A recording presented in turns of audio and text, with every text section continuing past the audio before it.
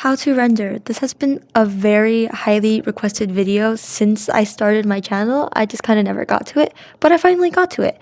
I'm going to teach you guys how to render with 3 basic steps. The 3 steps I use to render are sketching, base colors, and smoothing things out. In this first video, we will mainly focus on smoothing our art out to look a bit more complete, but I will touch base on base colors and sketching. Because this video isn't about sketching, I won't spend too long on it, but I do want to talk about some key things to keep in mind. For sketching, I like to start with a circle just to get the size of the head. I don't do any of the fancy cranium stuff. Build off of that and get a simplified structure to call our sketch. Alright, now I believe that base colors is one of the most important steps in digital art, period. For my style of art, which I'm assuming you want to imitate because why would you be here if you didn't? I choose very saturated colors. I think saturated colors make a big difference in the end, and I also think that they're just much prettier.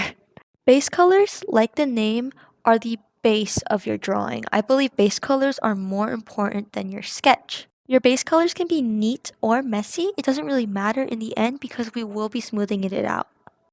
After the base colors, I block in the hard/the deepest shadows.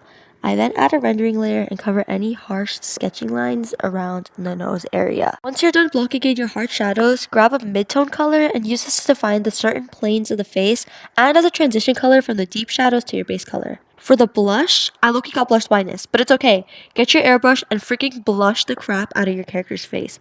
I'm talking put that airbrush everywhere. I then get on that rendering layer and smoothen things out. I smoothen things out by just using transition colors on low opacity. I spend like a good 6 to 10 minutes just smoothing the drawing out. Another thing I get a lot of questions on is why do I flip the canvas? Flipping the canvas literally just shows you your drawing in new eyes basically. Your eyes get used to your drawing and it's hard to see imperfections. Flipping the canvas helps us see these. After smoothing things out with a small brush, I once again smooth things out but with a bigger brush. Just think about it like makeup or kinda on the powder blush, powder bronzer step, and we're just making things look a little bit more seamless. After this, your drawing basically becomes a little flat. So I go in with a darker color to basically deepen the shadows again. I usually go under the nose, under the mouth, and under the bangs of the hair. Most important part, the reflective light. I low-key just put a desaturated gray everywhere, willy-nilly. It just looks so good. For the hair, I select the hair and airbrush the skin tone color where the hair meets the face.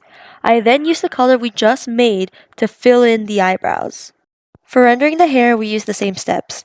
Block in the hard shadows in a kind of V-like motion. Get the midtone for the color and use it to soften the hard edges.